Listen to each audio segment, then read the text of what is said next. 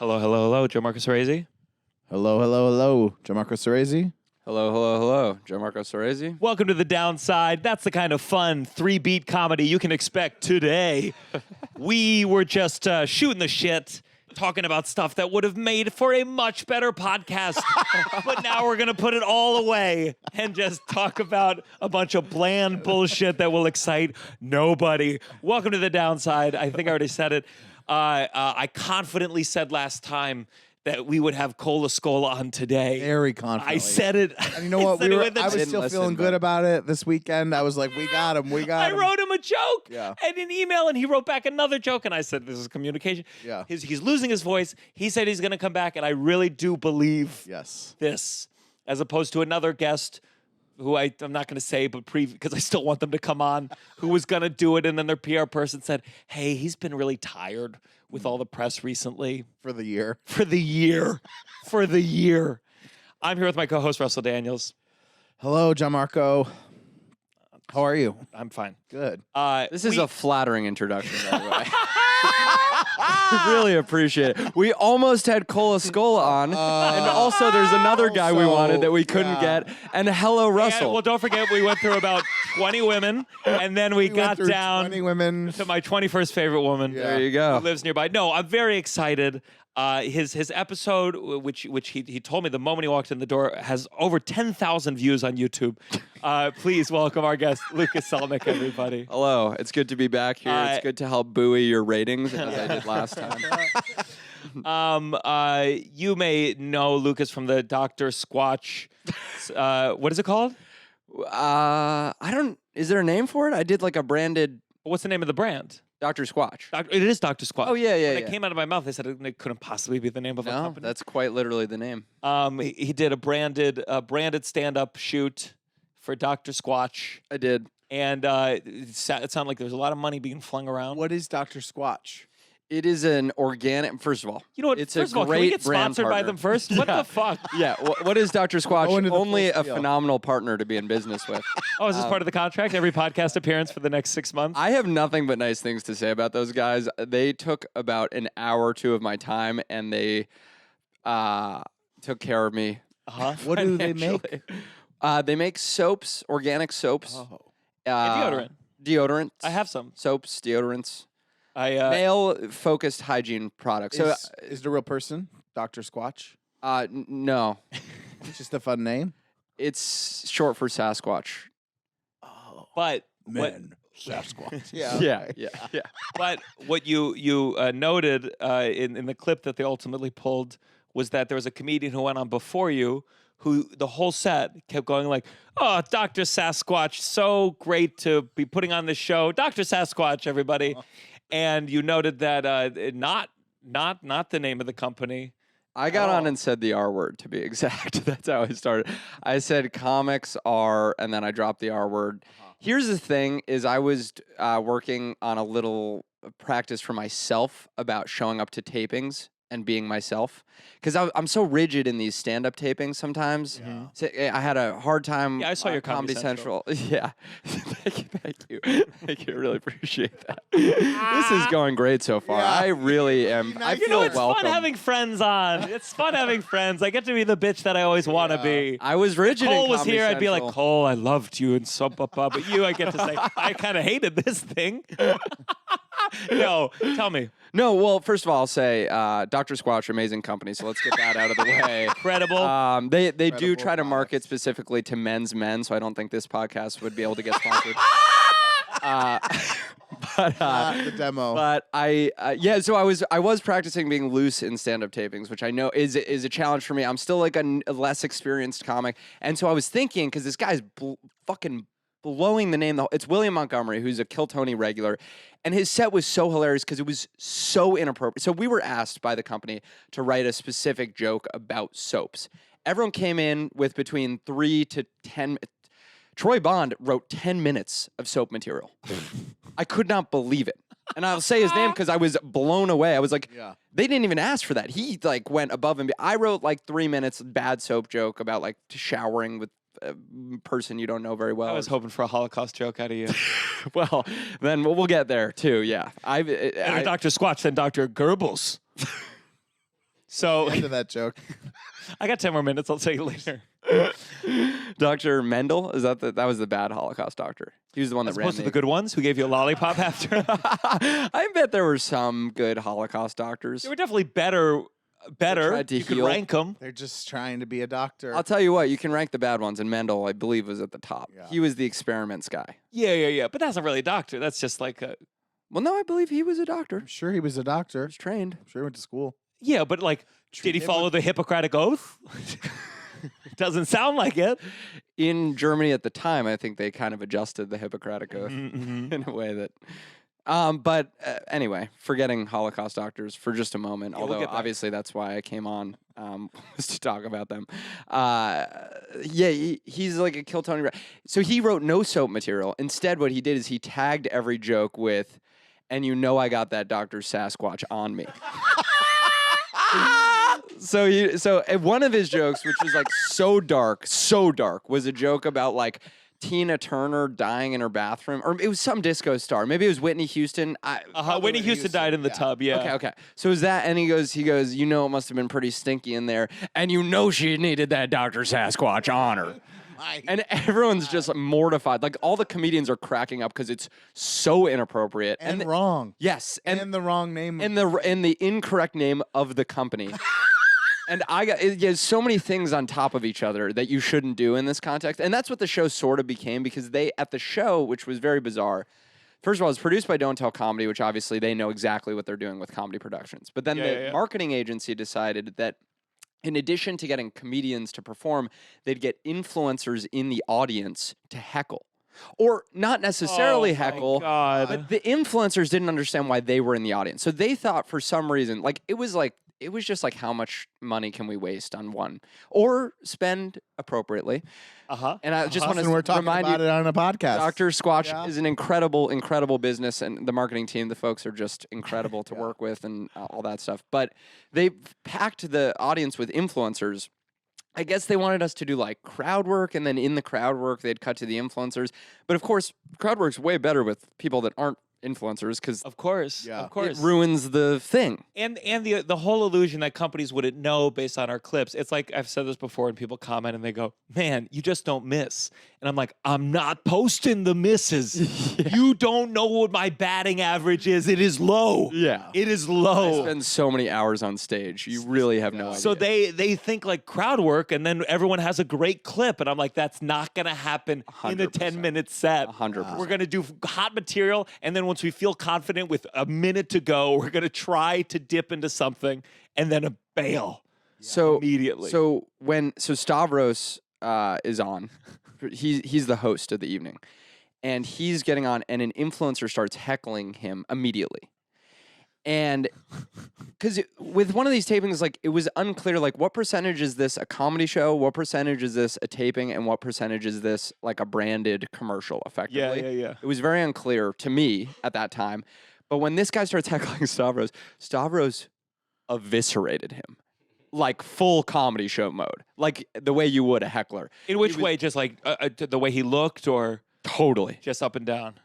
And the influencer was sort of shell-shocked. He was like, "You're fucking 5'7", you got like a stupid beanie over your ears, you never get any pussy, like you're a loser, you're pathetic," like just everything at the same time. And then like he tried to tie it back to soap, so he's like, "I bet your dick smells like shit. You probably need some Dr. Squatch soaps on it." I've never heard like a branded heckler destruction moment, but that's what happened. He destroyed the heckler in a branded sense. And then the heckler like clearly was, thought that that's what he was hired to do, because these guys were paid to be in the audience. So he's like, what am I he's playing a character of the influencer that he is on his front-facing videos. So he's kind of like hurt. and then the comedy starts, and I still am not exactly sure what happens. And then William went before me, and I was like, fuck it, I'm just gonna treat this like a show. And it was like, if it were a show, someone made that big a faux pas again and again and again, I'd probably riff on it. So I did. I just got on. I was like, hiring comedians is the dumbest fucking thing you could have possibly done, except for I didn't say dumb. I said the R word. Yeah. And then, and that really, they liked that. They really liked that. I got to say, Lucas, you're funny. This is the downside.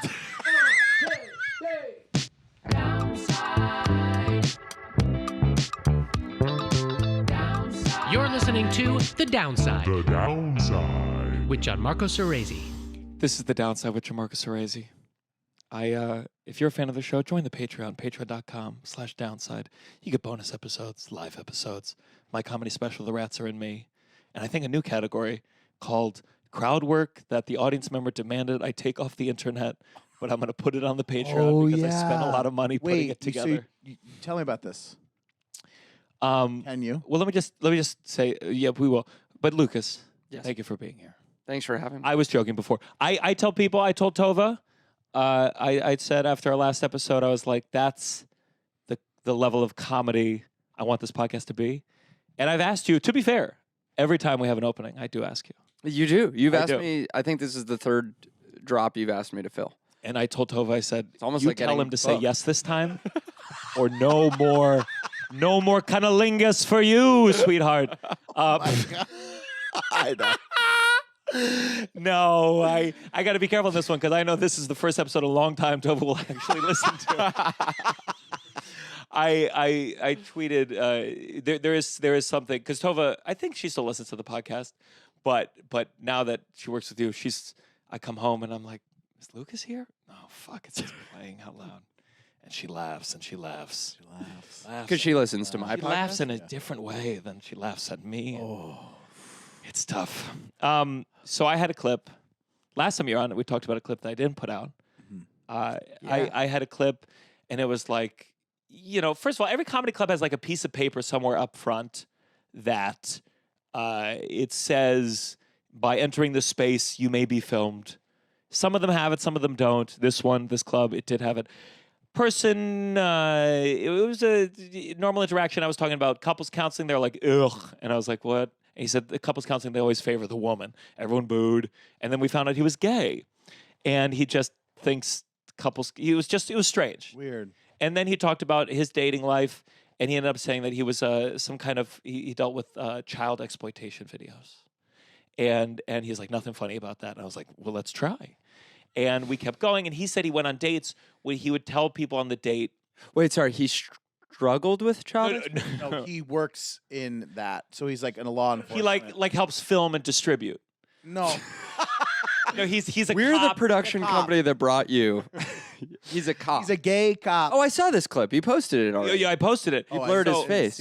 So I blurred his face. So basically he said, this was the funny part where he said he went on dates and he would tell his date that he owned a mini golf course because he thought it would be too dark to bring up what he actually did. And, of course. Psychotic. It's I juggle plates for a living. Why would you pick something that requires so much? Like, you just say you're an accountant. Okay, you're just quoting my video right now. Oh, okay. And it's one of those delightful, I just go, what? And I'm like, this video is going to do well. Yeah. And then the big punchline was he reveals it on the third date. I'm like, well, I guess in a sense you still work with little holes. And it was, okay, good, thanks. And it was so, because it was. It's hard to laugh on a podcast knowing you're being recorded at the punchline, you work with little holes. I know. I mean, it's funny, but it's. And the pressure, the scare he gave me until I laughed. He did look at you like you were watching his favorite movie. If I can't release the video, I need to get the joke out somehow. Somehow, some way. You did release the video. What are you talking about? I did release it. No, but no, so I released it, and it was doing well enough, and I blurred out his face, which I don't always do, but it just felt like, oh, it's an undercover cop who's quite mouthy for an undercover cop, given where they are. Telling everyone, telling the whole audience what he does. And I thought, like, oh, I'll go out of my way to blur it. Yeah. And when I say my way, I whipped Liam Nelson. Yeah, how blur this immediately. How generous you are to to blur the face proactively of the undercover cop who was doing crowd work with you at the show. And then I'm on the plane. I'm on the plane back from Edmonton, and this was in Edmonton. No, it was in D.C. But okay. I was flying back from Edmonton this past weekend. I was like, who cares about a cop in Canada? I mean, do they even have police? Yeah. Are you a Mountie? Yeah. And they wrote me. Let's see. So okay, they basically I saw on the plane. I was featured in a video at your comedy show. The video posted has the potential to cause immediate harm to me, my family, and my work. I actively receive threats to my life and have taken significant steps to protect my identity. Okay. You take significant steps to protect your identity? Yeah. Then why? Then just stick with the mini golf. And that you don't man- say your profession on your dates, but at the beginning of a comedy show? And that man's name is. No, I'm just kidding. Oh, God, if it's in the camera. All right. Note to my editor, please check the camera to make sure. Yeah, it is crazy to make a noise. And, you're like, he wanted to engage. And I blurred his face. Yeah. So I might. So you took it down after that. I took it down swiftly. And, Did you respond to him? Yeah, because there were clips, and one clip we just talked about something else, and I was like, this too, and who knows? Part of me is like, I'll re-release it without the audience angle. Yeah, because then it's just audio. Who gives a shit? Well, at least he follows you on social media. That's good. Yeah, he wrote the full slate. He wrote the full. Now he'll stay watching you to make sure you don't. Wait, so how do you reckon with the difference between posting that clip and talking about it on this podcast? And that's actually a serious question. Sure, That's because it could, less comedy. So I think it's interesting. No, because I just meant I'm not because to saying me, that to fuck with you. It's just a matter is identification. This person publicly at a comedy show told this story. Right. Showing video of them, I am sensitive to the concept that crowd work in general, we are taking great liberties. This is the second video I've removed. One, someone just didn't like the comments they were getting about it, and they asked to be removed. And I don't want to be an asshole. I think we have been given a generous gift, and we exploit this thing. People are actively participating in it. You can't be foolish at this point. But I think the fact that the video identified this person, even with the blurred face, maybe you see the shape, you see the clothes, all these things together, you put something together. Yeah. I have a feeling that email is more hyperbolic than it needs to be because it just wants it to be taken care of swiftly. Yeah. But I think like sharing my experience, I'm allowed to talk about what happened at a comedy show. The part that I think is extra is you being filmed. That's my current philosophy with crowd work. And I think this is a new thing that we're all navigating what the ethics of it are. What are the ethics of outing people's personal lives when they're put on the spot in front of a crowd and don't know how to protect themselves or we're comfortable while promoting our own careers to make more money? What are the ethics of that? And the answer is we need to make more money and sell more tickets. Yes. But there's also a difference between like what do you do for work? No, please move on. What do you do for work? Yes. you little Yeah, pussy? totally. Yeah. This Then, was someone who fully and Yes. actively Yes. was participating. Yeah. Yes. And there is a certain thing about a cop, an undercover or whatever this Well, is. you know what they say about cops. Why'd you say it under your breath? I don't know. Editor, boost that up so it sounds like he's screaming it in. You ever have someone ask you to take a video down? So I've had two of these instances. The first was pretty cut and dry to me. The first was and I'll just say it now because it's been a while and I don't think it's going to cause this person issues. But there's this Jewish school called Huh? hilarious name. You said it was like I'd be like, oh, I've been there. I dated a girl from. Well, you basically do date a girl from pardon me for thinking that might be where she went. It is a could have chain been. school. She'll be like, you didn't know I went to. I told you this 3 times. And she was a teacher, and she was talking about. She was basically shitting on certain parents for being overly neurotic. Jewish parents, neurotic, what? And I posted a clip of it. It went viral immediately on TikTok. This was back when I was like TikTok, like I could do no wrong on TikTok. Like everything I posted was just off to the races. And within an hour, she had her job threatened by the head of because it was such a niche thing. It had gotten first to then there were people in the comments saying her name based on her voice. They were like, we go to I was hitting the Jews so hard at that time. Now the Jews are hitting other people. But at the time, I was kind of drilling down on the Jews. Sure, Nice, good role reversal. And she reached out and was like, hey, could you please take that down? I think I'll lose my job. So I took that down. The second time that it happened was a lot more interesting. The story was of a young man who was born Hindu. He lived he converted to Mormonism after he was shot at by the Ku Klux Klan at point blank range and all of the bullets missed him. He decided that it was a divine act of Joseph A. Smith. And all you asked him is, what do you do for work? That's a lot of history. I said, where are you in school? He said, I said, oh, are you Mormon? He said, yes. I said, oh, and you're Indian? He said, yes. I said, I love that's the white version. Yeah. That's like I always get jealous of like Andrew Schultz will be able to like say something like something racial, but we'd be like, and another fact, Another Yeah. you're observation. Indian. Any reflection off that point? Yeah. Yes. I always tread a little lightly there. First of all, I always ask if I'm right. I'm like, you're Indian, correct? Because I don't, you could be white. Just look really Indian, but That's what I do just to show how progressive I am. If it's a black person, I go, "You're Asian." yeah. Oh, sorry. When I see black people, I'm not even kidding. When I see black people in the crowd, I do ask if they're black before I say they're black. Even when it's very obvious that they're black. I just go, are you black? And then everyone laughs. Yeah. And then I go, well, That's a good bit. That's a decent bit. whatever, Yeah. I just, you can never go wrong asking too much. So I was like, so you're Indian? He was like, yeah. I was like, I feel like Indians aren't usually Mormon. That's how we got into it. He was like, well, I converted. I was like, that's so much more interesting than being adopted, which is the first riff I did was like, you were adopted by some white folks. They wanted a brown one or whatever.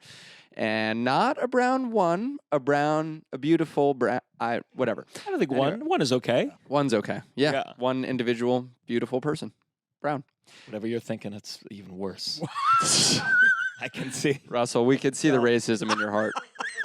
Russell, just say the word. You're thinking of a slur. my God. Russell, My God, once we have AI that can like generate like your voice exactly, I'm gonna ruin your I life. think we already do. It's I just think a we matter do. of putting in the Yeah. effort. Yeah. So we did this whole crowd work dance, and I wanted to post the clip. He came up to me right after the show, and he said, first of all, I did like 20 minutes on it, slaughtered. Like, I found every riff perfect, big Unlike the act, yeah. KKK. Unlike the KKK failed to slaughter at very close range. Yeah. And I was able to hit every You didn't shot. miss once. No, I pumped this guy full of shots. This beautiful, beautiful Mormon Indian genius. And he came up right after the show. Right after the show on the meet and greet line, and he said, sort of almost shaking, he said, I've worked for years with an FBI informant to protect my identity and ensure that the KKK is not after me, and and I just please don't post this online. I have sympathy, but at the other hand, I go, what are you doing? What are sharing you it? doing talking about it? So wait, so I go, me being who I am, I was like, well, I'm sure we can work out a solution together where I the can cut a FBI. clip, not a joke. Yeah. Where I can cut a clip that's amenable to you and the FBI. So I get on an email chain with this guy and his FBI informant and my editor. This is the nature of the modern world. It's like the fact that the FBI is involved with me on the cutting of a TikTok. So we go in word for word, and I give him probably 3 or 4 cuts. I bleep the KKK. That was the biggest issue. I don't know. We're gonna have to figure out later if we Was it like beep, beep, beep? Or was it? You see what he just said? He said we're gonna have to figure out later if we can avoid. we might have to do some bleeping in here. I don't know. I Oh, have to- sure, We'll sure. put us all on the chain with the FBI informant. I'm not worried because Being even though I increase your podcast ratings, they still maintain a pretty low average viewership. So That's whenever people hasn't do. made it I did a to Patreon Utah. exclusive recently, and everyone was like, "Oh, it's okay. It's just for the Patreon." I'm like, guys, the goal is that it gets heard. The Patreon is not a vault. yeah. Well, I think at the very least, like as long as it's not the clip, I don't feel too worried about it. I'm not disclosing any info. Oh, I did. Say, you might have to bleep the school Sure, that, that's that, fine. that he was at. But I guess I Here's was. my rule. Let's. You tell me, because we have to. We're figuring out new landscape right now. Here's my rule with bleeping. I will bleep anything. Let me send you the episode or your person. You tell me what to bleep. If it's very specific school, My person that's fine. is your person, so just send it directly to your own girlfriend, and then she will tell you what's acceptable. Sure. That sounds good. You can cut out the middleman here and just Yeah. show your girlfriend the episode. Huh? But so he came up to me. He said, so we get on a chain. me, the FBI, this guy, and we're going through edits, and we come to an edit that's like acceptable with the FBI, where we bleep the KKK, we bleep. Now, which branch of the FBI is dealing with this? I love imagining that this guy does this all day long. Yeah, with just comics I think all no, across the country. It's this, Just and it's like, Hunter just being like- Biden, he's like, just looking back at and TikTok forth. videos of crowd work, being like, okay, Yeah. you know. FBI crowdwork department. Yeah. One day, you remember that there was a murder case that was solved because the guy who was accused was in a shot of Curb Your Enthusiasm. Yes. And there will come a day He got off of murder. he got off of murder because they he show was- that he was in the That was an B-roll alibi. footage. he It was the alibi. They have the day that Wow. they filmed it, and he was on the tape. You know, And one day that'll happen with crowd work. Well, there's for sure a profound interaction between media and crime. Mm-hmm. That was a very vague sentence and not needed to be said at all. You know, that'll be the title of the podcast. That'll get people hooked. There's The a intersection profound between interaction. media and criminal justice with Lucas Zelnick. with I- Dr. Squatch's Lucas Zelnick. I caught myself saying that. I was like, what was the purpose of that both were comment? like, yes. yeah. We both agreed. There's a Deep down, profound every interaction between listen, media and crime. What the fuck does that even mean? Every What- comedian deep down, like that seed of becoming a Chappelle where you get so famous and you're like, I think I actually should just share the wise thoughts Yeah. Yeah. without the joke. And it's what you just said. Yeah. I have a had a couple preview of moments. Lucas's career 10 years from now. Yeah. What are we doing as a country? Where are we? Yeah. So we got on. So we found an edit of the clip, and it had taken me a lot of time. I was editing it personally to ensure. So we cut out. I think we cut out the KKK, and we cut out specifically the number of shots that were fired because that was like an identifying thing, and I actually don't even remember that number anymore. So luckily, I can't. What, at the KKK meeting, they were like, 29 shots. I think it was. Sure, there's a news article where you could look Yeah, up. that's Oh, what it was. sure. It was like it was a thing that identified what the crime was. And then there was a couple things about like where it took place that I won't divulge, like a couple other things that were shared. So I cut all that shit out. And I still thought it was like a pretty interesting clip because frankly, I thought Brown Mormon was sort of the heart of it. Was I thought the funniest part of it was that if you have a near-death experience, you pick Mormonism of all things to convert to. I was like, And just because he lived there at the time. 100%. The place that the KKK found him. Yes. And I did like a whole act out of like the missionary right after this happened. And he's like, this is what, it was like a huddle. It was like, this is what we do this for. Like, these are the moments that we are made as missionaries. Storming. So It was could like, have been the KKK, missed every shot on purpose, said, now we go convert this guy. yeah, it was an inside job. Yeah. I mean, very possibly. So I cut this whole thing and I was like, okay, it's ready to roll. And then I posted it and it got like 7,000 views. Ah, that is such a perfect end.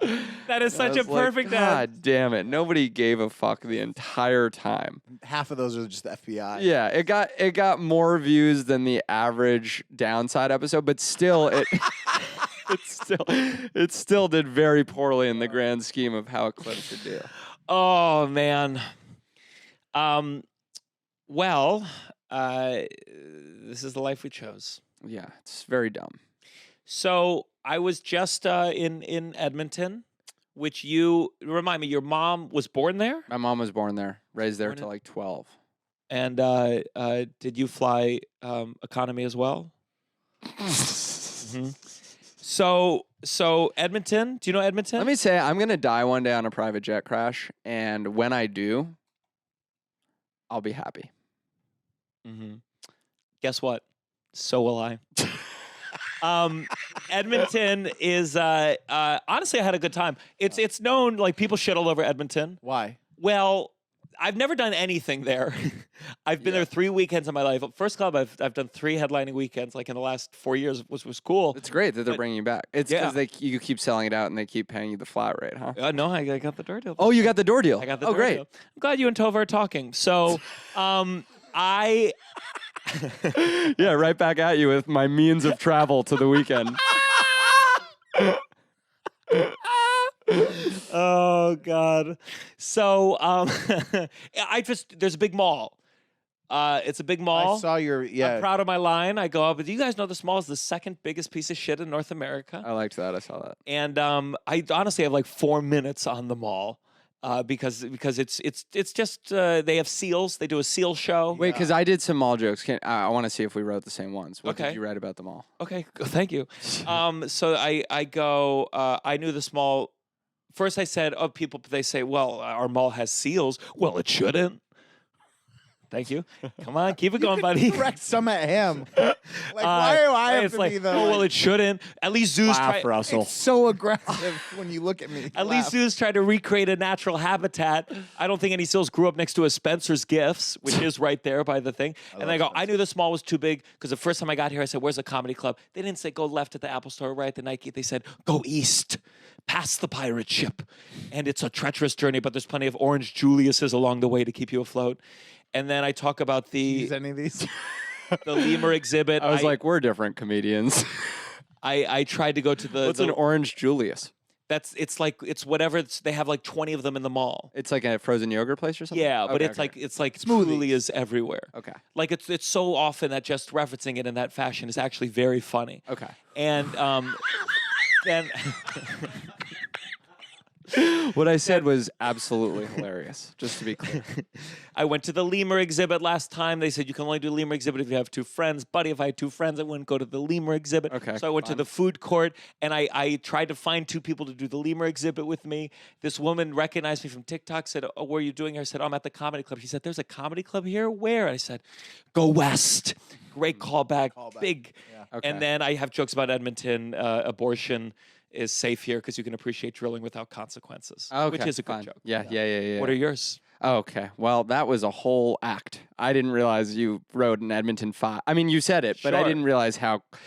This is classic. This is you. why Dr. You're Squatch should have so- fucking hired me for the fucking shoot. Oh, 100%. I mean, you work harder than pretty much everyone I've seen. Because I come up with a quick riff and a justification. Like mine was, I got there. More I was people like, at this mall than died in the Holocaust. All right, I'm Lucas Zelnick, everybody. Let's get on to this. I was doing this Dr. Squatch show. Let me tell you. That's pretty much. Tell me what was yours? No, mine. Okay, so I had 2, but one was more about my mom. I said the first one I wrote was, I got here. There's a gun range next to a church, which there is in the mall. There is. There's a gun range next to. I didn't know there was a church there. Yeah, there's a church there where you can get married. I said there's a gun range next to a church. And then I was like, am I even in Canada? I feel like I'm back in America. Gun range next to a church. And then we were laughing at you trying to sell your bits, and now I'm trying to sell mine. And I'm like, well, it is a tough crowd in here actually. First of all, one of the audience members who loves this bit is talking, so he can't laugh. And second, the other 2 have been a little challenging to get to open up. The bit I wrote that I ultimately ended up using for the weekend was, I said, and this is true, we went out into Edmonton and I saw my mother's childhood home, and I said, I forgive you for everything. Because this place is the shittiest place I've ever been. And they liked that. I just call most towns a shithole, and I say, But Edmonton, like some towns don't like it. In Edmonton, they like it. Yeah, they well, really. they're fucking animals. I'll tell you the other joke that last one I realized, because there was a shooting in the mall like 2 years prior, and I was like, they should just call this one the Mall of America. Yeah, okay, Canadians so that's fucking- similar. Canadians fucking love. They love when you shit on America. Yeah, that's Yeah, because they that is very similar to the one I wrote. So just please don't do that next time you go to Edmonton. Please don't take my Edmonton riffs. Those are very sacred to me, lest I be invited back. How many times did you go to Edmonton, like before you did comedy? Like, did your mom bring you back there? No. Never. No. She 'Cause left she when grew she up was in done. Vancouver, Oh, okay. mostly. And we went to Vancouver a lot. Do you have Canadian citizenship? Yeah. Fuck yeah. Wow. Yeah, dual citizen. So Oh. when Trump gets reelected. Oh, this is a funny thing. I don't know why my mom is doing. So I said to my mom's. So we're rich, as you referenced by the private jet comment that might. By the way, I didn't say private jet. All I said was, did didn't you say private jet? all I but said- did you? But were you thinking I it? did. Commercially. All I said is, did you fly commercial? That's all I said. No, you That's said all I said. economy. You said economy. Economy. Yes. Oh, that's what I meant. Did you? But you knew we flew privately because Tova told you. No, I'm just learning this right now. You're such a liar. Wait, you don't get to weigh in on psychological assessments. Just factual. Okay, well, he's clearly lying. I can tell. No. I had heard tell. Yeah. Because Tova said to me, "Wouldn't you be so mad if I went to Edmonton with Lucas instead of Yes. you, because I wanted her to come with me to go do stuff in the mall. There's a big water park there, and I'll get you down there. We'll do a downside live. I had to bring I wanted to bring an opener just to have an opener there. And because we were flying privately, so it would have been free to fly them out. I mean, not free at all. free in but any sense of Not the even word. remotely free, but free to me and free to them, which is free. Yeah. In my experience. And I had to look over the landscape of comedians, and I had 3 people that I felt knew me well enough to come on that plane and not hate me forever. And every other comedian I went, you're too poor for me to be comfortable bringing you on a private jet.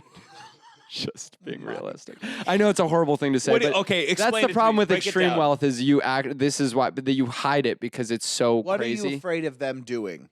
I mean, I don't want them to see that. Mm. And do you feel a shame? I feel so ashamed. So I'll tell you something about flying privately that made me feel ashamed recently. Mhm. So my family flies privately everywhere at this point. Mm-hmm. And if I'm going with them somewhere, You'll go. I go. But you don't, for your gigs that are not family related. I couldn't afford to. Okay. I don't have enough money. I have a trust fund, and I make good money doing stand up. And both of those things combined do not nearly. I mean, flying privately is insanely. If I were to fly privately to Los Angeles, how much?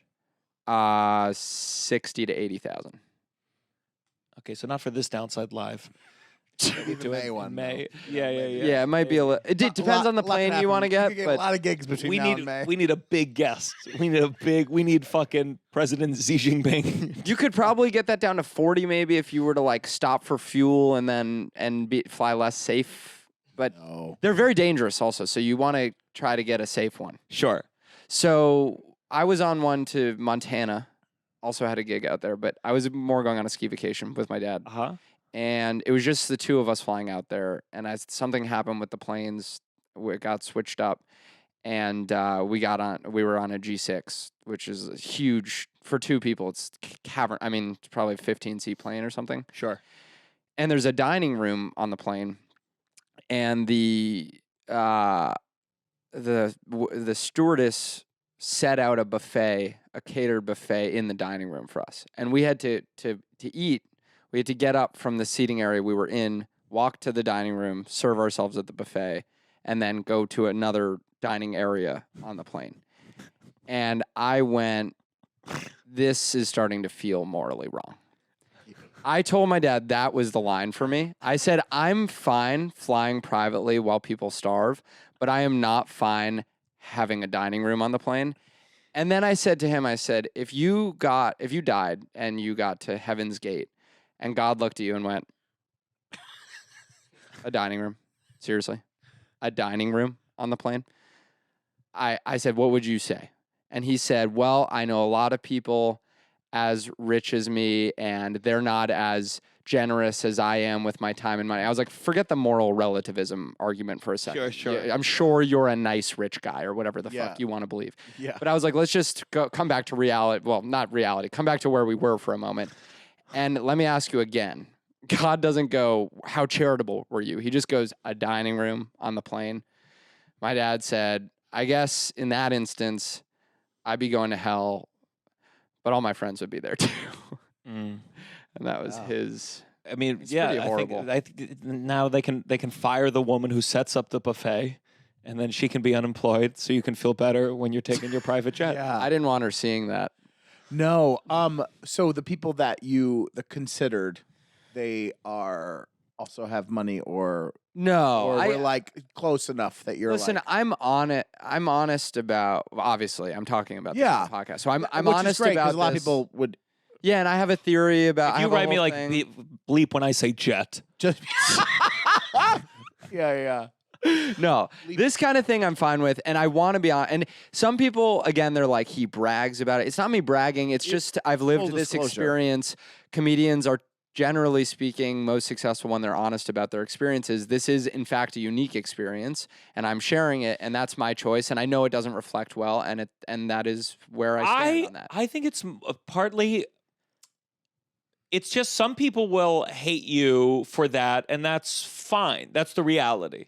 If you didn't Yeah. like, I remember. I hope I'm not speaking out of turn too much. I don't think it is, but I feel like I saw. I'll just say it like this: I saw a very, very famous rich comedian doing jokes about how they got the vaccine early.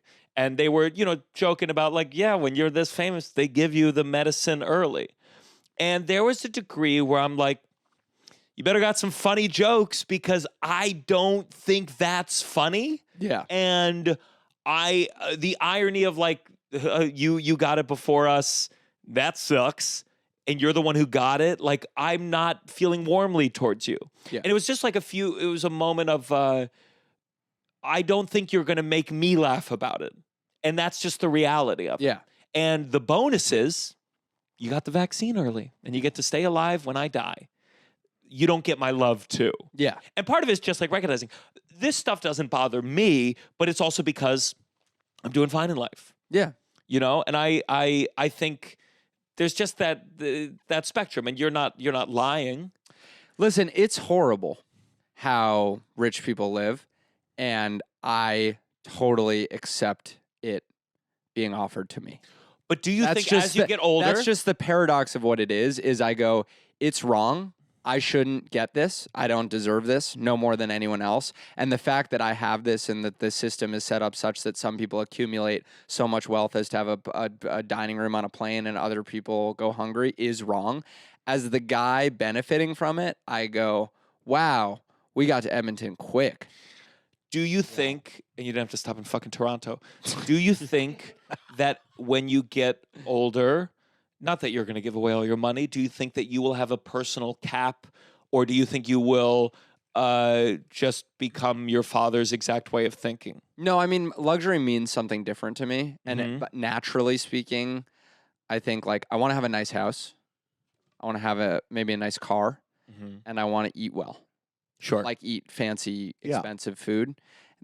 And once to twice a year, I want to go on a vacation to the fanciest hotel.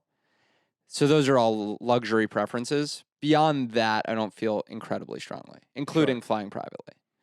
So, and that's not a $50 million lifestyle. That's a $3 million, $4, $5, $6 million lifestyle, sub $10 million lifestyle. But then it's hard because then if things start happening, it all creeps in. I'm not You know going to what I give mean? away money. You If know, I get you're- rich like, from you're stand up, like, I'm I gonna- like this new thing, and I like this. Maybe I'll go away for this weekend.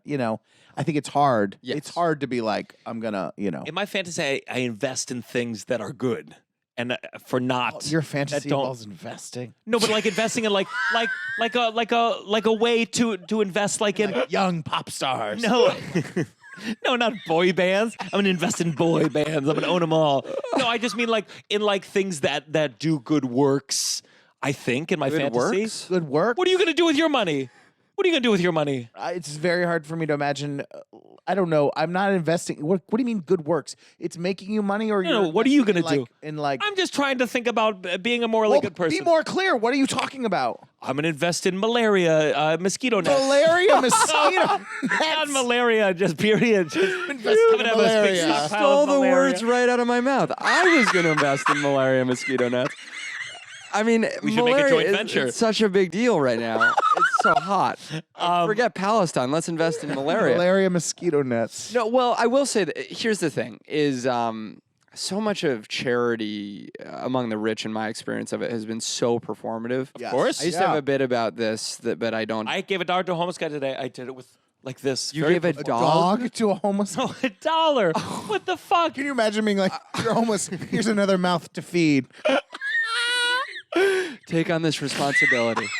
It might help you understand how to take care of yourself. This could be a really heartwarming yet challenging experience for you, and your journey starts today. You're welcome. Of course, it's all performative. Yeah. But all the New York City kid charities, like all the bar mitzvah charities, it was always the intersection of a real world issue with whatever a teenager's passion was at that time. So this is the true charity I gave my bar mitzvah money to.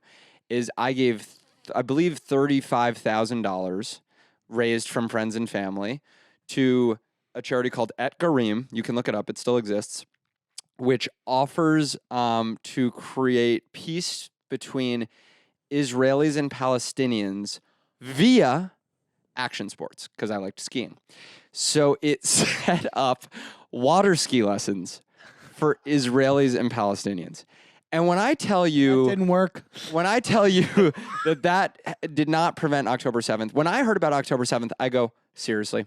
Wait, After I everything I did, didn't some of them come in on water skis? they into the did come concert? in on parasails, actually. Oh, fuck, we trained them. Oh, it worked against us. We trained them. At Hamas headquarters, they have a picture of you at 13, Yeah. and they say thank you.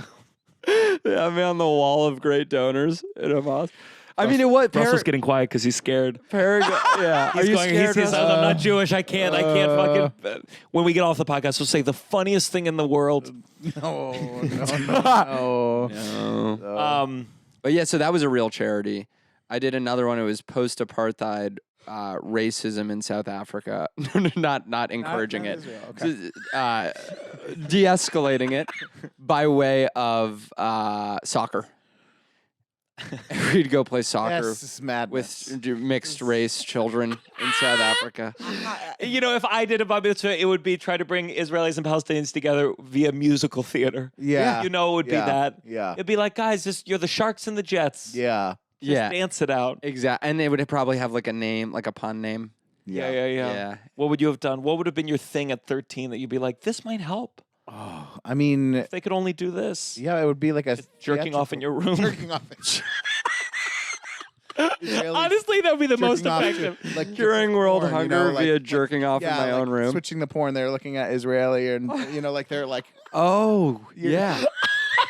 Helping Israelis jerk off to Palestinians to understand that they're human too. yeah, like to humanize. Oh, my Well, but that's the thing is I go, We'll cut all this No. no, this stays. out. But that's the thing is when people tell you they're doing charity, I'm so skeptical of the idea because I'm like, well, was it Ekkarim or was it charity? Because some charity is great, but I'm like, even charity as a concept, giving your money away to charity, it's like you might as well. You know what Dolly Parton did, which was legit, is Dolly Parton made like a whole ass town and like improved a fucking high school and like changed their graduation rate from like 50% to like 100%. And now all these like improved like the quality of life for like a place. I don't even know the facts behind this, but I know that this is what happened. Like I don't have the Yeah. statistics. Sure. Dolly Parton did like a real thing, but so much That's of what it I is- meant when I said invest in things. Yeah. Yeah. First, it's mosquito, malaria. Malaria is gone. Then But if that'll you make it and malaria exists, I'll be pissed He's off. going to release after this malaria promise. into a town so he can then save them with the mosquito nets. Yeah, that is funny. I never would have thought of fake charities that don't really. I mean, What's the same thing with like CVS, where it's like if you donate there, it just contributes to their tax write off or something. does it really? Yeah, there's something like when you go to CVS. I mean, Probably. look this up, but I mean, there's it's- something where you're not giving it directly $1. It's like they were going to give that, and you're just kind of giving it for them Yeah. to get their. Well, tax rate. and like 80% of the money that usually goes to a charity will go to covering the overhead of the people that work at the charity. Yeah. So it's like what charities are is it's a group of people figuring out how to solve a problem, needing to get paid for figuring that out, taking your money to pay them, and then giving the remainder to the cause that they've figured out how to solve. So that's not great. All right, well, let's go into our new segment. This is where Russell catches us up on Israel-Palestine conflict. Russell, take it away. Not. Okay. I don't know. This is coming out in 3 weeks, as I always say, so it'll probably be resolved by then. You gonna vote? Yeah, I plan on voting. Biden or Trump? Biden or Trump? What's still early? Are you gonna vote for Biden? Why are you putting me on the spot Russell, just be honest with us. Are you going to vote for Trump? again? Can we tell that story? Just the behind the scenes of the guest with the person visiting your dressing room, and they misconstrued a thing that you did. Oh, I don't know. I feel like it really is. That's not a bad story. I really feel like that is a safe story. Yeah. Well, okay. So we had like when I was doing this show. I'm very vague. Very vague. I was doing a show. On a big on a higher level than I'm doing right now, And No need to throw Titanic under the bus. no. Just like I'm just trying to be vague. Sure. So I'm doing Titanic off Broadway right now. And I was doing a different show before, and we had a lot of celebrities come through that show, and Would do a little thing on stage. do a little thing on stage. And it was a weird time to have like politicians coming It through. started with like Broadway folks and Yeah. Nathan Lane, and then suddenly Oh, we had people who are like politicians who are not only just politicians, but they're politicians that were like actively doing like going on The View. going on The View going and like, doing guys, like pro all these US, kids need to die. Here's Yeah. why these things need to be happening. This war needs to be happening. Blah blah blah. So it was a weird time to be like, oh yeah, I want to meet that fucking person. Yeah. So there like a couple of them came through, and one of them was a big name person who came through, and so it's You're gonna make that part fake? well, I mean, you people could look into it. Just say it then. Okay. I'll say it. was it. Hillary Clinton. Hillary Clinton She came by the she show. came by the show, and it You was met like, Hillary? I did not. So And I know Hillary's friends with your mom's ex, Jeffrey Epstein. They were friends. Elaine was at the wedding for the daughter. listen, so it was one of those things where it was like just such a small thing. You know, they're doing a picture and a meet, blah blah blah. Every time they like the celebrity comes back and they take pictures with the main cast and the understudies, and it worked. Like it was a social media driver. Everyone got their little video clip. But it was like because of the crowdwork clips to circumstances, Broadway. Right. Because of the circumstances, it was like it wasn't going to happen after the show. It was going to happen in between the show, like during intermission. So it was even a little more awkward to like not go to it.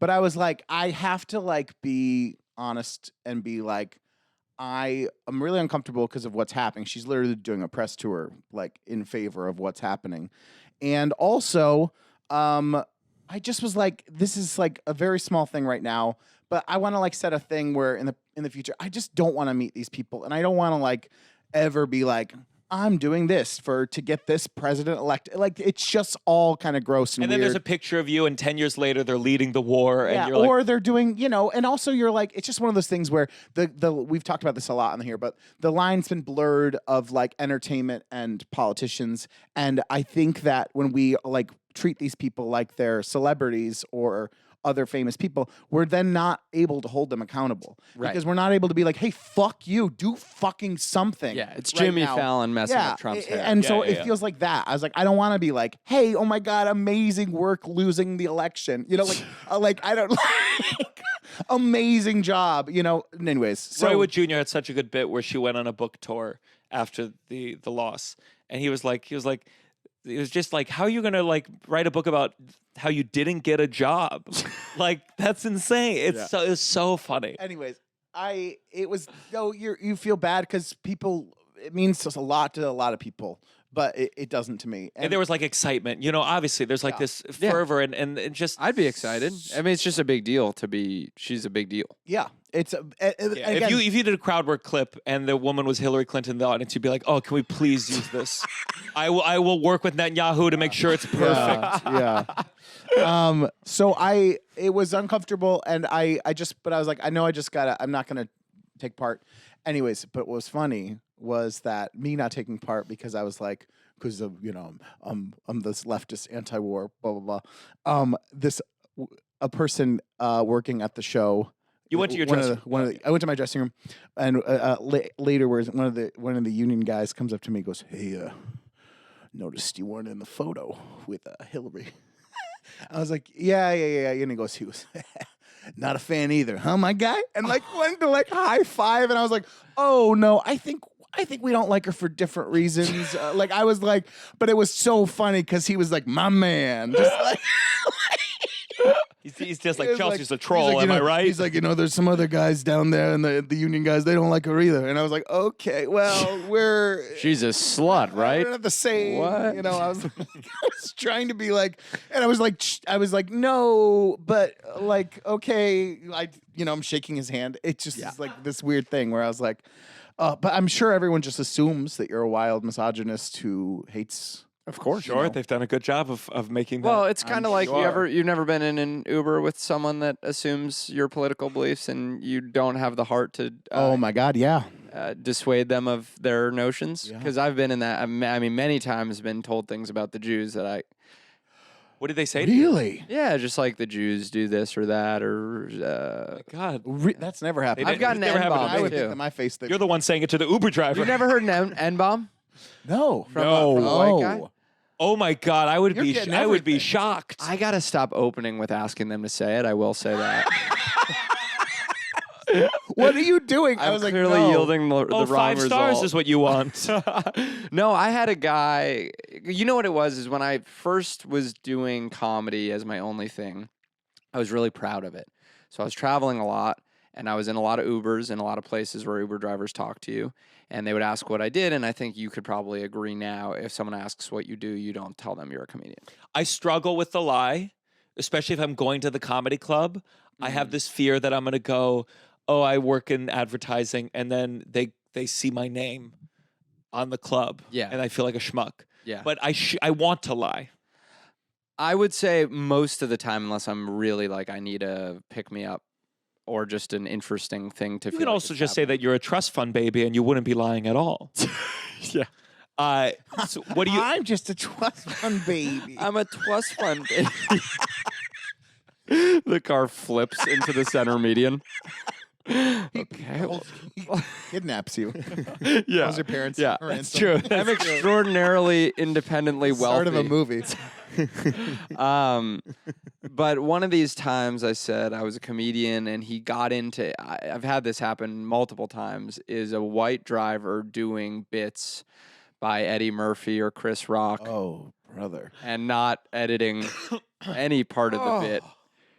That is Yeah, wild. I need not explain anymore. Yeah. So I've had that, and then I've had a lot of people that, don't feel great about the Jew. I mean, well, maybe you look a little Jewy-er than I do, but I've had a lot of. I don't think in non-Jewy spaces people know I'm a Jew automatically. I wouldn't think it. Yeah. You don't look extra Jewy, but for me, it's like I think maybe just the blonde hair. I think it's the blonde hair. Yeah, just people will. I told Tova once, I said, there's certain Jews, and you're one of them where, like, because you don't look like the Jews I grew up around with, when you're neurotic in a Jewish way, I'm like, Jesus. When we were at the Hollywood Improv and you were freaking out about your set, I was like, Jesus, oh my God, you are I'm a a Jew. real Jew. You're a real Jew. That was a nightmare of a set, though. It was not a nightmare of a set. It made me mad that you thought it was truly, it was a good set. It was a good set. You know what? I have a thing where I collapse, where I go, because this is the I thing. know, but you cannot be telling your team you had you acted like you fucking ate shit. No, I said that it was the a bad Hollywood set. Improv would never book you again after the set. It was a good set.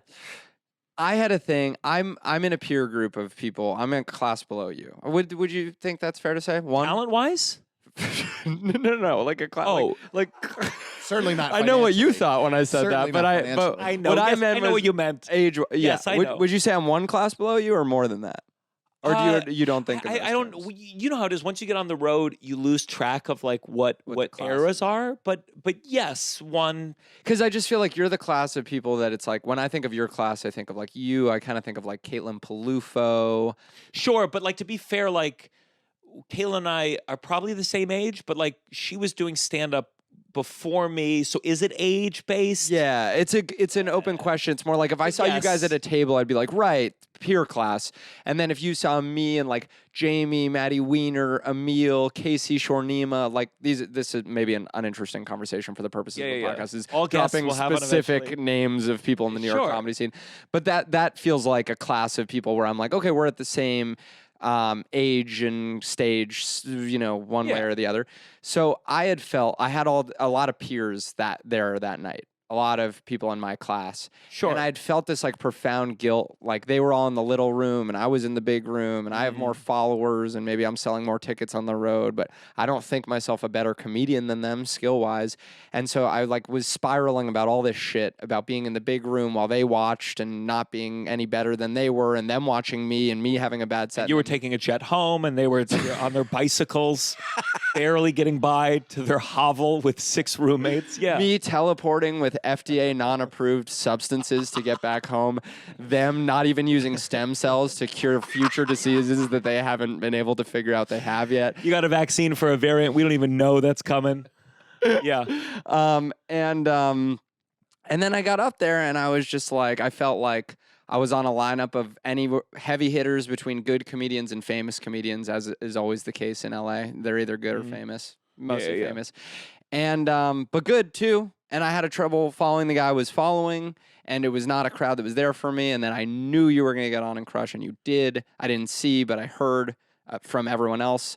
And it was like just embarrassing for me. I was like, I felt I was mismatched for the lineup. in the I ring. truly, it's so hard. You know what's so hard about comedy is that you never tell the truth to anybody.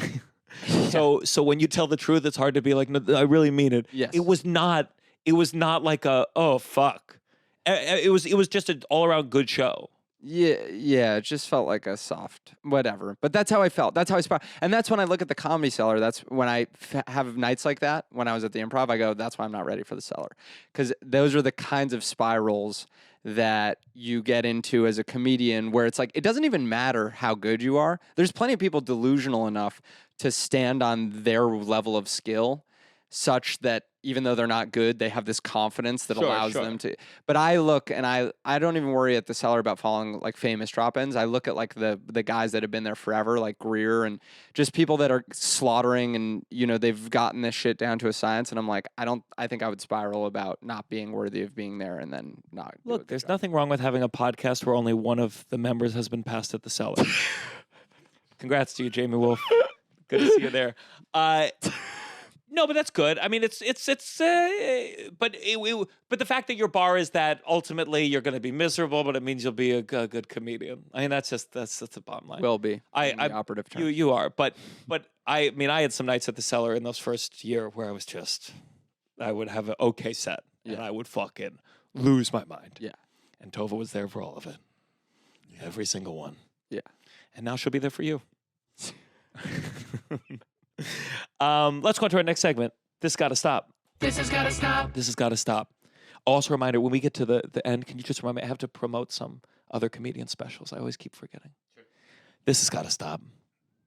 Do you have a this has gotta stop? Yeah, this has got to stop. Baby carrots these days are so Careful. wet. They didn't used to be this wet. You get a bag of baby carrots, you Oh, can't just have that bag and eat them now. Why are they wet? I don't know. There must be a reason but because they you're didn't right. used to be this wet. And I'm saying, like, you can't just get the bag now and put it in your fridge and then pull it out and eat it. You have to remove it from the bag. You have to put down paper towels and put them in a new bag to store them. I don't understand why they're so wet now. What's happening? Something's changed. Since they have no skin, they can dry out quickly. So the next time you're drenched when you open a bag of baby carrots, that's why. But they didn't used to do that, and I liked them dry. I like a real carrot. Like I want just a smaller version of a real carrot. A real and dry now I've stopped getting baby carrots because I enjoy baby carrots. It's a perfect little thing to have on the side. I love them.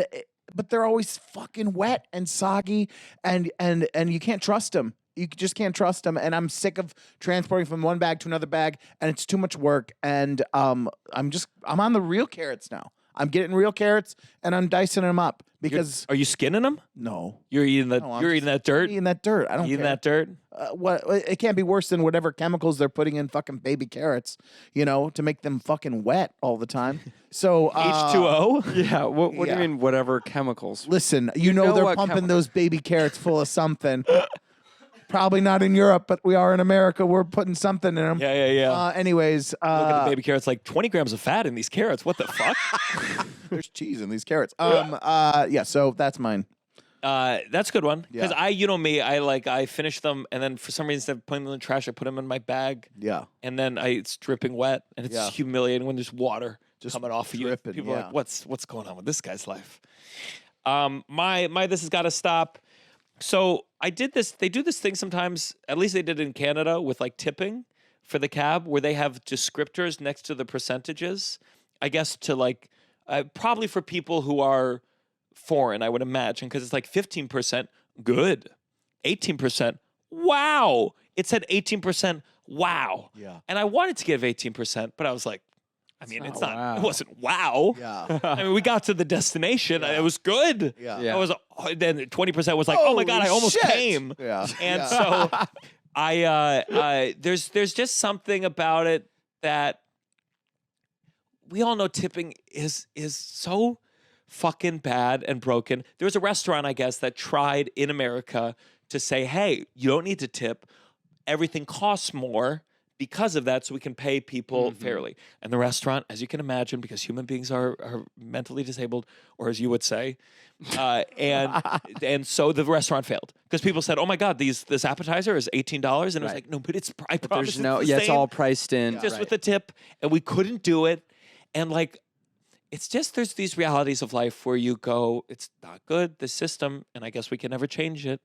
And the only way to change it is for the country to fall apart, and that's why we'll be voting for Trump for 2024, so we can finally break apart this country, and we need to start afresh. A promise he hasn't yet made: we will fix tipping culture under Donald that Trump's is Donald Trump, second one term. of his biggest things. It's so amazing though. If he would just do like one super liberal thing that would like get a bunch of liberals to be like, oh fuck, I guess we'll go for this. I guy." literally have a bit done. about this. Oh, yeah? I thought my thing, my point was actually sort of the opposite logic, but I'm like, he has no values. He is a shell into which values have been filled. He wasn't a right-wing guy. He was only a right-wing guy because he became accidentally a champion of right-wing values. Yeah. So my thing is, if liberals started liking him, he would start reflecting back our values to him. Like if trans people supported Trump, then this is the bit, like he'd be at a rally tomorrow like, I'm so non-binary. Yeah. Even if I can't do it. I like that a lot. But that's That's a really good bet. And I believe that, sincerely. Yeah, let's do it. No. Let's start supporting Trump. If we did liberals for Trump, much like Jews for Jesus, we did liberals for Trump, I think we would be able to turn them liberal. Enough liberals supported Interesting Trump. theory. Starting now, the downside endorses Trump for president. Oh man, this 2024. episode. Okay, Larry, those union guys, we'll get them on next. Have them on as a Just guest. feel your anxiety through the distance part we are. Do you have this got to stop? I do, and it's actually directly related to what I said. Here's my thing. I'm anxious. Mm-hmm. I'm sick of people. I hate that we've normalized people being like, I'm really anxious today. Because anxiety is like a yawn. Yeah. It's like, it's so contagious. And it used to be the case once upon a time where we were all anxious and we shut the fuck up about it. Mm-hmm. And we didn't share our mental health check-ins with our social like meetings in the moment. Sure. You know, it's one thing to be having like a real conversation with a friend and be like, I'm having a hard time today. But like, how are you? Ooh, I'm really anxious today. Well, so am I now. I don't like that. Stop it. There's a casualness to it where it sometimes feels like you're like, well, you always are. And and so that's just your base. And like, you're like, it's thrown around so much sometimes with some people that you're like, well, that's just, now you're making everyone feel. Bad mental health has been glorified. Casual therapization has been glorified. Yeah. And I know it's no wet baby carrots, but I'm fucking sick of it. Yeah. There's been a couple people that come up after shows and they go, oh my God, I'm so anxious. And just reflexively, I go, there's nothing to be anxious about. And they go, well, that doesn't help. Yeah. And I'm like, well, you punch them in the throat. That's all I can give you. That's all I can give you. I don't know. But what's the alternative? You're coming off so weird right now. Why'd you just tell me you were anxious? That's Yeah. very weird, and now I dislike you socially. Yeah. Have you ever for like a photo, you put your arm around someone and they're shaking? Yeah, you can feel the shaking. shaking. And They're always shaking. it's Mine so are funny. always shaking. Mine are always shaking. My fans. Like, please, let me tell you about my fans. They are just My fans are shivering shaking in when their they boots. touch me. Oh my God. but it's such a funny thing because you just want to be like, oh, I'm nothing. I know. I'm nothing. You should tell them that. I'm nothing. That's what I should do. Oh, You're I'm anxious. nothing. I'm anxious. I'm freaking out right now. Yeah. The good ones. Let's go on to our next segment. You better count your blessing. You better count your blessing. I got a blessing. My sister, who is my de facto wardrobe specialist, she works at Celine, and she helps me pick out clothes. I was at a Nike store, and they had a fanny pack, and I got it. And I went to the airport with this fanny pack, and I was like, this is exactly what I need. This is exactly what I need. I need my boarding pass just right here. It can't be in the pockets. I just need it all in one place. Sometimes I'm wearing sweatpants, the wallet, I get nervous, and I love this fanny pack. And I think it's going to be part of my travel now. I'm going to be a fanny pack guy. And so I'm thankful for fanny packs. And I know some people go, oh, fanny pack. That's who I am now. Because I want to stop bringing my backpack places. I bring it everywhere in the city, and I'm miserable. And one day I left it at home. I walked around. I felt free. You didn't. What about a laptop or something too? Sometimes I need a laptop, but really the biggest thing is you need a phone charger because these fucking phones. Yeah. And so now I can just put it in my fanny pack. What about pockets?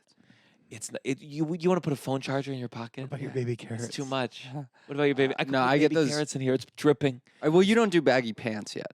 Maybe you're too old for baggy No, pants. Tova really wants me to do baggy pants, but then the ass looks so bad, and I have such What ass? thanks. You know, I was worried about the KKK. Oh, you were so hurt. I'm sorry. no, Sorry. That sounded like a big So- non sequitur.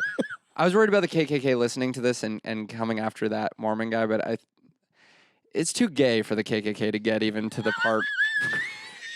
where we need to listen to this. No, I'm They're not that just committed gonna to the be- cause. They're just going to be mad by the first 5 minutes. They're going to turn it off. Even if you name the thing, listen to this, the KKK or whatever. They're Listen just to this, KKK. If you got the baggy pants, you'd find that there's a lot more pocket opportunities. But don't you see yourself from behind, and then you see like it's just. I don't look at loose. myself from behind.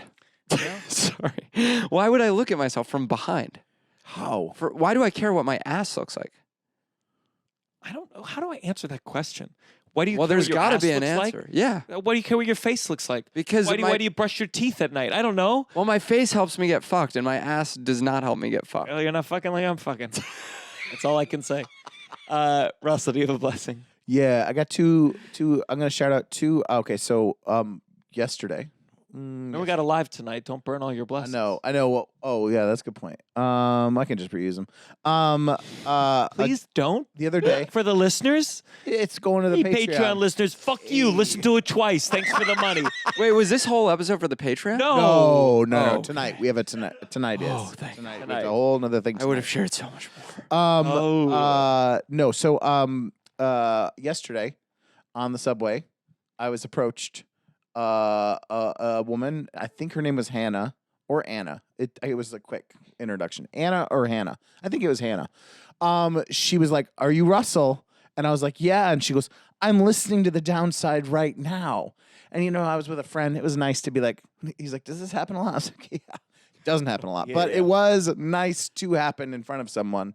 If you're gonna recognize people in public, just for anyone you like, do it when they're with someone else. Yes. With Bother someone us else. when we're with our friends. When we're with That's our when friends it's or cool. Or on a family. date. Oh. Please do it on a One date. time I was my parents were seeing Gutenberg, and I was like, they were down in the orchestra before the show, and I was like saying hi to them, blah blah blah, and these two people in front of them stood up and were like, "Oh, are you Russell from Titanic?" And they said it in a way that was too quiet, and I was like, I want to be like, my parents are right here. Can you just say a little You should be louder? like, what did you say? What did you say? Like it was one of those things where you're like, say it louder. I have people with me. But anyways, so shout out to Hannah. Big fan of the podcast. It was so nice meeting you. Thank you for saying hi in front of a friend. It was a good feeling. And I'll save the other one for. Great. Do you have a blessing? So many.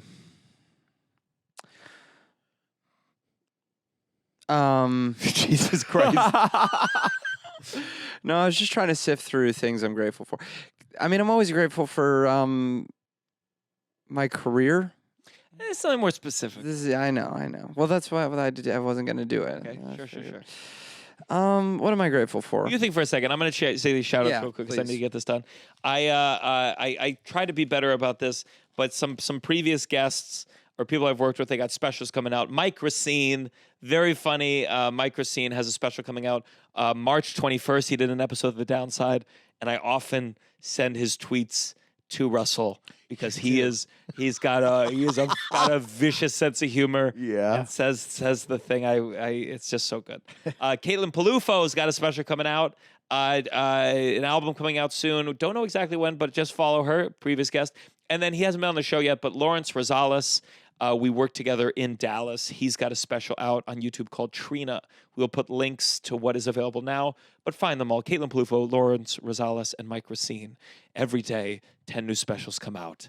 And come to me so I can tell you which ones to watch. I have my blessing. Tell us. You know what I'm very grateful for this week is a lot of Oscar movies have hit VOD. And one of my not even guilty, I don't feel guilty about it at all. When I'm taking rest from the road and I take a night off stand-up, what I love to do is smoke weed, get in bed, and watch a movie like really loud in my apartment. And now I have a lot of good new options. So I just watched Zone of Interest. Turns out, don't get high for that one. I cannot believe you got high for Zone of Interest. Super not a get high and watch it type movie. Really triggered a lot of things negative for me. I forgot that I used to have nightmares about the Holocaust every night. Really? Oh my god. Yeah, when I was like up till like 10. Because my parents just really laid it on thick. What were your nightmares like going to the... I would be in a camp. I didn't even know what it was. Because I used to think concentration camps meant they made you concentrate. I'm not even kidding. So You I sure? would have this recurring nightmare where there was like a fire because I knew there was something going on with fire at the camps. But I had to like stare at the fire until I like died. Oh my. And what ranking in the German army were you in these dreams? So that's a good one. That would have been a good place to end. But I do want to say one last time, join the Patreon, patreon.com/downside. One bonus episode a month, one live episode a month. My comedy special, The Rats Are in Me. Tell your friends. This was a great episode. I always love having you on. Yeah. Thank you for having me. I really Thank do you. appreciate Can I plug it. my website? Yes, please. Please. Plugs. Yes, please. LucasZelnick.com. That's where all my tour dates are. I'm on the road every single weekend forever. I'm coming to your city, undoubtedly. Undoubtedly. Russell, what do you want When's to this plug? coming out? I was just about to find that out. It is coming out March 19th. Okay, you have about another month to catch me in Titanic, the musical at the Darrell Roth Theater. We in May 3rd we will be in LA for Uncle Function Uncle Function's got a show. and also the 9:45 Downside PM. Live. Downside Live at 7 p.m. At the Comedy Store. And I will be at LA May 2nd for the Netflix is a Joke Festival. Lucas has shows there too. What day? Yeah, I have a big show that definitely needs to sell tickets on May 12th. May 12th. Go check that out. And this weekend, I will be in Columbia, Missouri at the Blue Note, March 21st. Blue Note? Yes. Isn't that the Hawaii Club? Is it a chain? It's a chain, yeah. Oh. There's one right across the cellar. Oh, yeah. That was a jazz Yeah. club. Yeah, but they do comedy sometimes. Okay. Sorry. Okay, do we got to question the venue? Yeah, it's me. And then I'll be at the Mic Drop Comedy Club March 29th and 30th. Oh my God, did you see there was some article about they did the autopsy on Matthew Perry? He died in that jacuzzi. Apparently, not using Dr. Squatch. This is the downside. Oh my God.